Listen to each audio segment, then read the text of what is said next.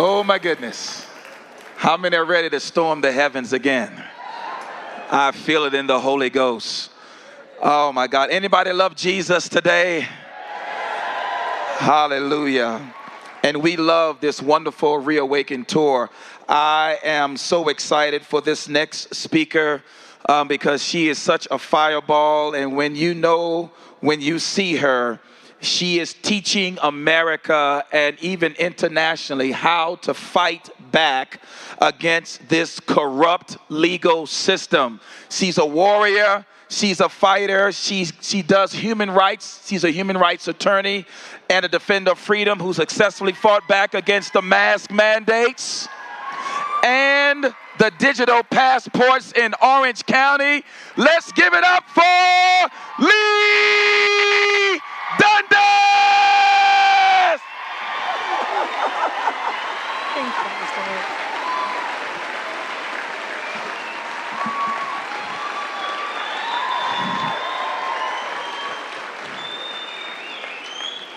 Thank you all. It is truly an honor to be in front of people who give a darn about this country and are willing to show it by coming out to events like these. So for those of you who don't know, my name is Leigh Dundas, and my mama gave me extra letters. That's Leighhdundas. You can find me on Facebook under Leigh Dundas. There's an Australian chef who's a guy. That's not me. And then there's another Leigh Dundas. That's me. But yeah, I'm hard to find. I'm only out of jail about once every 60 days. So your best bet is to find me at leighdundas.com and sign up there. I'm not going to sell you anything, but that's where you can find me. And I want to talk to you guys a little bit today, if you're okay with this, about our government. Yeah, I think they deserve a little limelight. About our government. And I want to talk to the folks, none of the people in here really, but the folks out there who think our government has our back and has been doing us a solid with their coronavirus pandemic response this last year. I am here to tell you something, listen loud and listen clear. They are not doing us a solid. What they are doing is allowing, if not spearheading, a totalitarian, communist meets fascist takeover, and they're doing it from our White House in Washington, D.C., and that is absolutely impermissible, and we are going to change that. But one of the ways we're going to change it, because you cannot defeat what you don't recognize. You cannot handle something you don't know you need to confront. So one of the things we're going to do today is look at the totalitarian takeover handbook, because there is a 5-step Betty Crocker recipe that every bad dictator, that every guy who spearheaded a genocide or another type of human rights atrocity used to do what he did. And we are going to learn it, and your job is to know it like the back of your own hand, so you know exactly what is going on, and to go back to your homes, in your cities, in your counties, in your states, and make darn sure everybody else recognizes these 5 steps as well. And then we're going to talk about a little bit of our government's inglorious debauched past to firmly disabuse anybody out there, because I don't think there's anybody in here, but anybody out there who thinks or is clinging to the notion that our government would never knowingly hurt an American citizen or try to program us. And then we're going to fast forward to the end, because that's where we win. And I don't know about you, but I'm darn tired of living in the purgatory in between the beginning and the end of the story. So back to the totalitarian takeover. There's 5 steps, as I mentioned before. And the first step is they whip society into an absolute frenzy over absolutely nothing. They typically pin it to a disease-based hook on which to hang their hat. because that more effectively triggers our lizard brain. That throws us into a state of fight or flight. That makes us shoot adrenaline. And once you are in that panicked, frenzied state, you take off your critical thinking cap and you become very, very susceptible to what is known as signal input, which is brainwashing data. Because you're busy running from the thing that you think is chasing you, and you're not critically reasoning in the interim. While they are doing this, they engage in some depersonalization techniques, right? They engage in depersonalization techniques because you can't just take a German who is best friends with a Jew in 1930 Germany and say, tomorrow you're going to kill your neighbor. There's a ramp-up process to that. And it starts by making you hate your neighbor and think that they are less than human. So in Nazi Germany, they referred to the Jews as rats, as subhuman. And in Rwanda, in that genocide, they referred to the persecuted class as cockroaches. And so it goes until in the final analysis, when you are asked to commit the ultimate atrocity and burn your neighbor in an oven or shoot them down in the street, you can do it because you're just hunting big game at that point, right? It always starts with a false flag event. What is a false flag event? A false flag event is something that looks like X, but was designed to allow Y to occur, and Y is very definitely not X. So in Hitler's Germany, it was the burning of the Reichstag building. It was a government building. A fire happened. A lot of people think that Hitler set it himself, but regardless of who actually set the fire, the Nazis ran around the country saying, the commies set the fire. The communists are after us. The communists are hunting us. And we need to protect ourselves. We need to change our laws to protect ourselves from this communist threat. And so they did. Hitler changed 400 laws in 6 years, not to permit them to remain safe from the communist threat. That was the cover story. But to enable Hitler to burn human beings in ovens. That was his ultimate agenda. So don't ever forget about depersonalization or the false flag event. What is our false flag event? We have a coronavirus epidemic, allegedly. I'm not a virus denier. Yeah, there's a virus. 99.9% survivable. Why are we using that as an excuse to gut our Constitution and eviscerate every last piece of civil liberties protection we ever had? We need to stand up against this. The second piece of this, step 2 in the totalitarian takeover en route to genocide, is they blame a group as being responsible. The Jews carry disease, don't you know? We need to segregate them and put them in their own camps so they're not giving us typhoid and typhus and whatever else. Of course, the Jews and Germans had lived happily together for years and decades prior to this time, but nonetheless, nobody was thinking about that because they were all adrenalized. We know who the persecuted, responsible group is in 2021, do we not? It's the unvaxxed, unmasked. We're going to get all of us off the main roads of society. The third step is they use media to disenfranchise the class they are hunting and persecuting, to brainwash the masses to go along with the plan to persecute your neighbor. And similarly, they use brainwashing in the media to convince the hunted class that they truly are subhuman and they should not bother fighting back at all. Because let me tell you guys, it is much easier to win a war when you have convinced the other side don't even bother to fight before we get there with our tanks, right? So that is how they do it. That is how they do it. Do you think for a single solitary second that the atrocities of World War II could have happened if CNN was up in the middle of Auschwitz with one of these and one of those? Heck no. Let it be a lesson to you. Do not ever let go of this, especially now. Fourth step, of the totalitarian takeover is they mark you the hunted class. They need to know who you are so they know where you are so they can take all of you and put you in a little camp for your safety and for our safety. And they give you passports, and they restrict your travel, and you can't go into certain places unless you show your papers, please. And they give you armbands that you wear, and they give you stars to put in your window, and they don't allow you to shop at certain stores, and some of you can only shop here, and some of you can only shop there. That's step 4. Step 5 is a step you don't recover from. It is the final step. It is where you burn your neighbor in an oven, or you mass rape an entire population, or you medically experiment them on them. Do not ever get to step 5, because there is no coming back from step 5. But I have a question for you.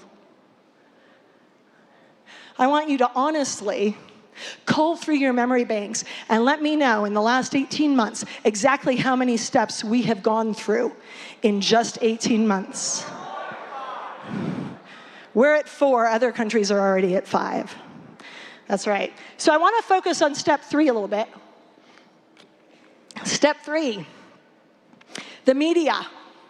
Everybody thinks Hitler won the wars that he did, the battles he did before he finally lost the ultimate one, because of his war machine. Oh, no, no, no, no, no. He won what he won because of his PR machine. The very first thing he did is he got rid of the free press and he got rid of the cops. That man didn't want cops to stand up against him or a military. Make no mistake, that man wanted an SS and a Gestapo that said Heil Hitler and goose stepped on command, and he did not want CNN up in his business. It was called Voices of America at the time. So he got rid of the journalists and he got rid of the cops. And then he installed Joseph Goebbels as his PR minister. There was a minister for propaganda. And the first thing they did is they closed non-essential businesses. That was the thing they divined was going to be the most successful thing they could do at the outset to get them where they were going to go on the final step. And then they closed the churches, and then they closed the schools, got rid of the cops, pitted everybody against each other, started race wars. Sound familiar? They passed an editor's law that prohibited the publication of any news, anything, in print, on the radio, unless it was lockstep in keeping with the socialist propaganda of the time. You had to be bowing down to the socialist agenda if you wanted to get anything in print. Their PR machine had 7 different departments: administration and legal, mass rallies, public health, youth and race, radio, national and foreign press, film censorship, art, music, and theater, and protection against counter-propaganda, i.e. the truth, both foreign and domestic. Make no mistake, guys, this was no teeny tiny PR machine. This was a PR machine that would get this guy to be willing to kill that guy at the end of the war, even though they had been best friends a few years earlier. That was the kind of PR machine this guy was working. A committee was established to censor books, and then art, and then music, and then the cabaret. You had to prove your Aryan heritage going back to the 1800s if you wanted to publish anything. Free radios were given out on Joseph Goebbels' birthday, not because they were being generous or nice or because the government had their back and was doing them a solid, but because they wanted the means to brainwash every single person. And then they put loudspeakers in every single school, in every single factory, in every single town square, because they wanted to drown the Germans in the propaganda that they were putting forth. And they were successful.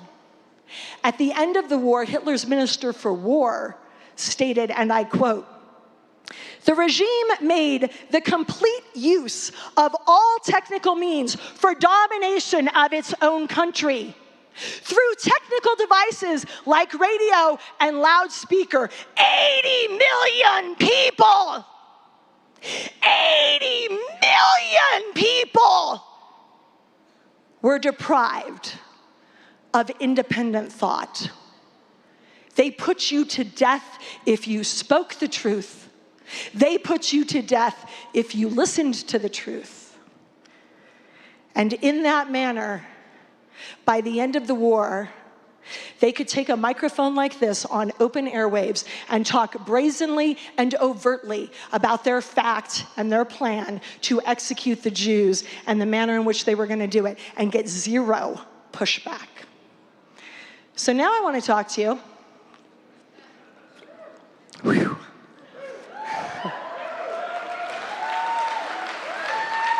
We will repeat the sins of past if we don't know our history.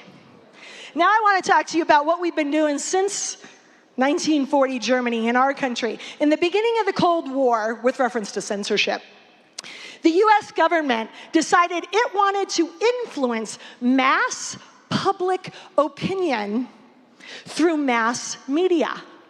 And so they started this little project. You guys may have heard of it, Operation Mockingbird. Project Mockingbird. And the CIA, the US Central Intelligence Agency, was tasked with going out and recruiting members of the press, news anchors, journalists, you name it, into their ranks, and simultaneously and conversely, the CIA took their operatives and put them into these news outlets. This is not a conspiracy theory.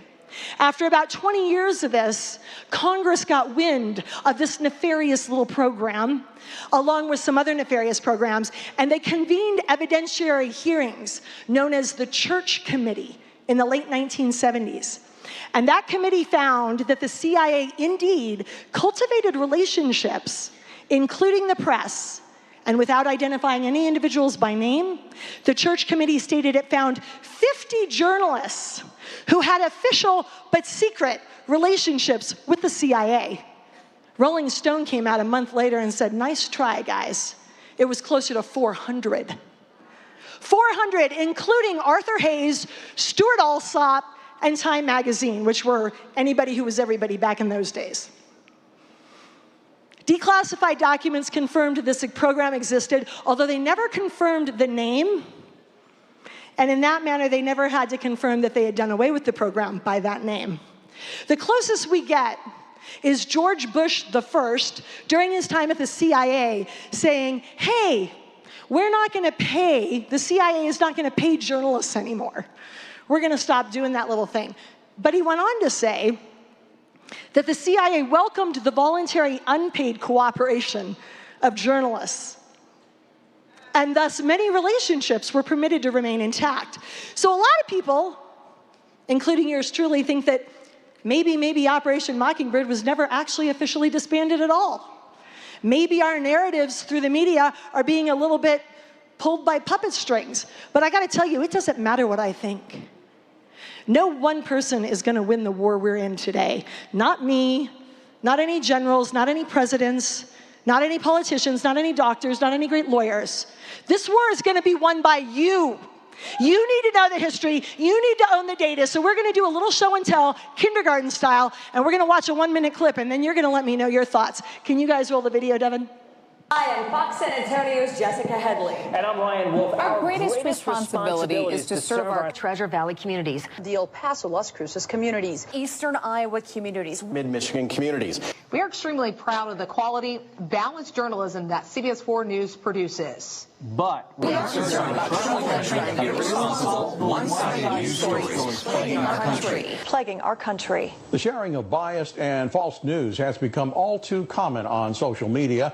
More alarming, some media outlets publish these same fake stories without checking facts first. The sharing of biased and false news has become all too common on social media. More alarming, some media outlets publish these same simply aren't true without checking facts first. Unfortunately, some members of the media use their platforms to push their own personal bias and agenda to control exactly what people think, and this is extremely dangerous to our democracy.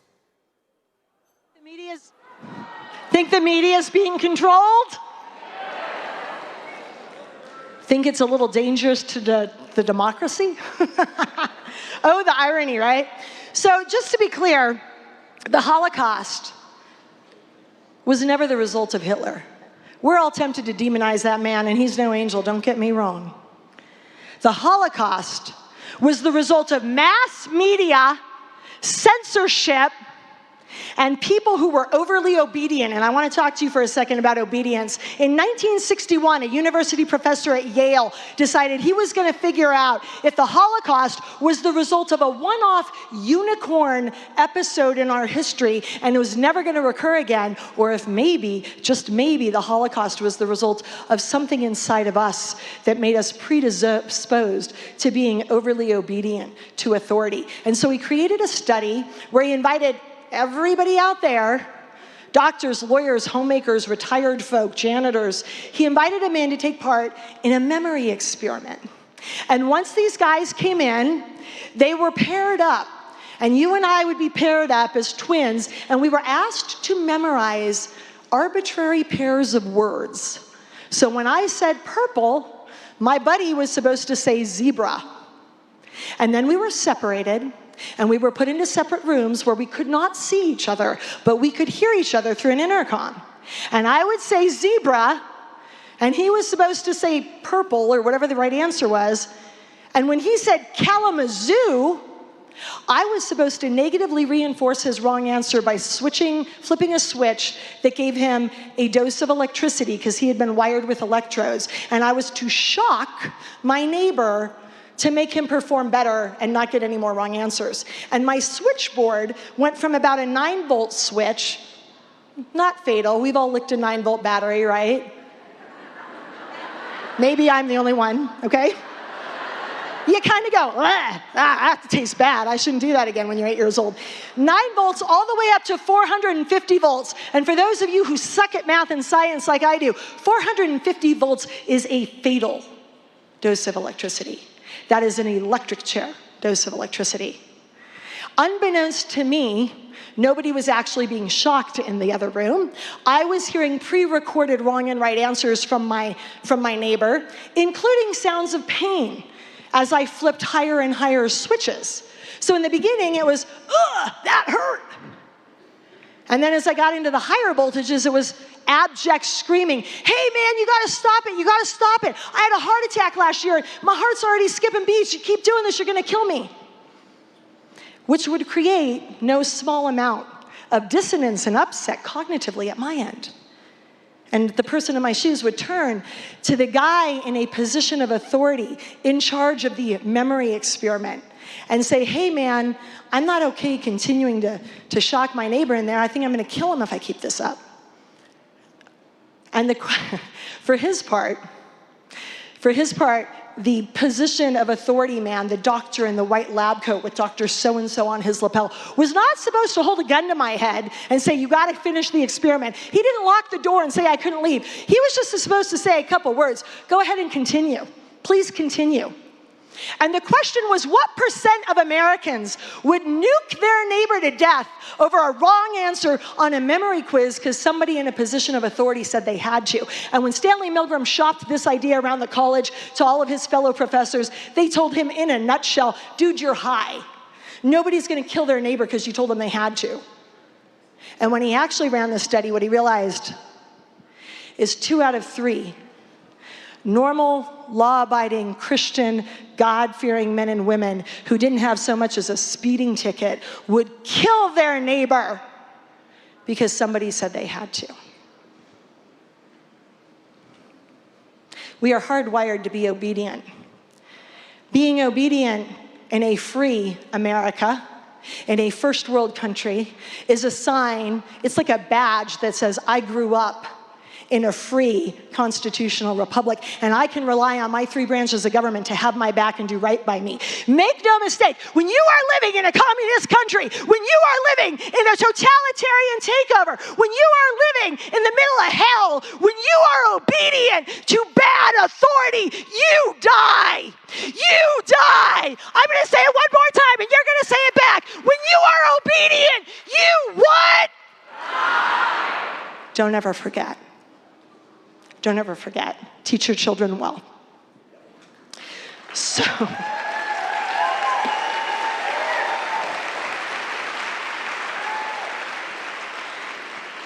now that we've walked through the worst parts of history, I want to talk to you about hope. Because this is how this ends. There was a little guy by the name of Kurt Richter at Harvard who did a gruesome study on rats. He wanted to figure out how long rats would swim in a vat of water before they gave it up and died. And he put his little domesticated lab rats in the water, and they swam 15 minutes before they died. And then he thought, well, these are my domesticated lab rats. They're kind of fat, they're kind of lazy. They've got a human who feeds them 3 square meals a day. I'm gonna put wild rats in here. And I'm gonna see how these wild rats descended from Christopher Columbus ship rats who had to swim for the nearest island. I'm gonna see how these suckers fare. They did worse. They did worse. And Kurt Richter was sitting there going, what the? My domesticated fat lab rats outperform my wild rats? What the heck? And he surmised that maybe it had something to do with the factor of hope. Maybe the domesticated lab rats knew there was a little thing called a human being who came in and fed them a couple of times a day and were holding out hope that that human being would ride to their rescue like a white knight in shining armor. So he rejiggered the experiment, and he did it again. He threw the lab rats in, 15 minutes on average, they're sinking to the bottom. Right when they're ready to succumb, he pulls the little rat out, towels off his little fuzzy white head, whispers sweet nothings into the rat's ear, says, you're a good little rat. You can do it. And then he throws the rat back in. And the question was, on the second pass, is the lab rat gonna swim less long? Because let's face it, he just swam to muscle failure and near death like 1 minute ago. So is he gonna do less well the second time around? Is he gonna swim about the same amount of time because he has some hope now and that'll maybe counteract the fact that he's really tired? Or is he gonna swim longer? What do you think? Did they swim shorter or longer? They swam 3 days. 240 times longer. That is the power of hope. And that is how we are going to get through this. And on that note, I want to close with a story of U.S. Army Master Sergeant Raul. He went by Roy Perez Benavides. Before I get to the story I'm going to tell you, I want to give you a little insight into this guy's character. Before the story starts, he was in the service, he stepped on a landmine, and he was paralyzed from here down. And they said, you're never gonna walk again. And they put him in an Army hospital to rot. And every night, after they turned off the lights, the guy would flop out of bed, and using his elbows and his chin, because that's the only part that was working, he would crawl over to the wall, and then he'd put his feet up against the wall, and he'd wiggle his toes, because that was the only thing he could do at the beginning. And then it got a little better, and it got a little better. And he gradually taught himself to stand and to walk so well that he could run, and to run so well that they put him back into the middle of Vietnam on May 2nd, 1968, as a member of the U.S. Army Special Forces. That's right. Where he was listening to the radio. And on that same day, into the dense jungle foliage west of Loc Ninh, they sent in a 12-man Special Forces recon team to go gather intel. As soon as they set these guys down, they were instantly surrounded, outnumbered, outgunned, outmanned, outmaneuvered by the Vietnamese, the North Vietnamese, and these guys pushed their radio and said, get us the heck out. Helicopter 1 comes in, no dice, too hot to land. Helicopter 2 comes in for extraction, no dice, too hot to land. Helicopter 3 comes in, no dice, too hot to land. Helicopter 4 starts to muster out of camp, and Roy, Master Sergeant Roy Benavides, goes, hold up, boys, I'm going too. And he hops on the bird, and he says, you lay it down 75 meters, which is a long way away, from where the 12-man team is down and out. And after they set that bird down 75 meters away, he runs unprotected through open country with nobody laying down cover fire. And by the time he gets to the 12-man team, he is injured in his head, his neck, and his right leg, very severely. And then he takes stock, and he goes, uh-oh, they're all dead or dying. They can't walk. So one by one, he humps these guys back to the helicopter, taking fire the whole time, And he gets almost all of them on board, and they're about to go out, and he realizes he's missing the leader who has classified intelligence documents on him. So he goes back to get the leader and find the classified intel documents. And he's hit again. He is hit again. He finds the guy. He takes him back to the helicopter, and then he realizes, wow, we don't have a ride out because my pilot just got shot to death. So now he reverses paths. He takes all of the 12 guys back out of the helicopter. One man, this is one man with nobody laying cover fire down for him, puts them up in a field as best he can, runs a defensive perimeter, starts handing out ammo and water to the guys who aren't fully dead yet, and takes over the radio and starts calling in tactical airstrikes and directing fire from nearby gunships so that he has some cover. He gets another helicopter to come in there. He starts reloading all the same guys back onto it when he gets clubbed from behind and bayoneted. He pulls the bayonet out of his body, continues to reload him, and when he finally has the last man on, he sees 2 more enemy combatants coming at him. Door gunner doesn't have a good sighting on him, and he lays those guys out too. When he gets back to camp, he is unrecognizable. U.S. Army Master Sergeant Roy Benavides had 37 bullet holes and puncture wounds from bayonets in his body, and a broken jaw. They thought he was dead. They zip him into a body bag. And when his buddy sees him and goes, hey, I think that's Roy, and I'm not sure he's dead yet. So they grab an Army doc, grab the Army doc, hey man, come look at him. Army doc goes, no, he's dead. Nobody survives that and lives. And they go to finish zipping the body bag up when Roy leans up and spits in the Army doctor's face.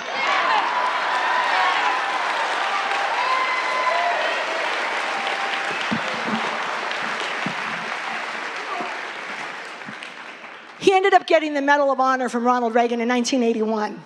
He lived to 1998. I am not here to talk about the politics of Vietnam. I am here to talk about bravery in the face of certain death. I am here to talk about courage under the heaviest of fire. I am here to talk about persistence and hope in the face of insurmountable odds. And what that looks like to me, I don't know about you, what that looks like to me is Master Sergeant Roy Benavides. Whether or not you like history, we are all descended from it. We are the sons and daughters of the boys.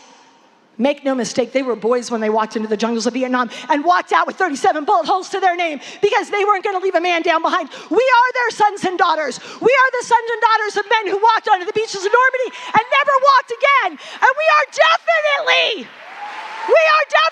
the sons and daughters of the men who told England, go to hell. We are going to live free or die.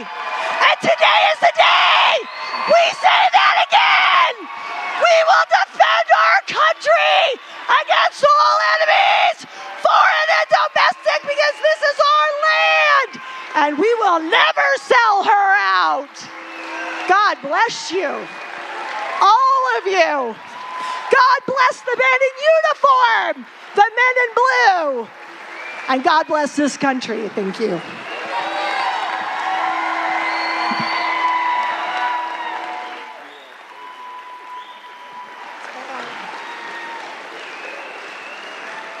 If you're not on fire, something's wrong with you. If you're not determined to stand for Constitution, God, and country, something is wrong with you. Let's give it up for Leigh Dundas.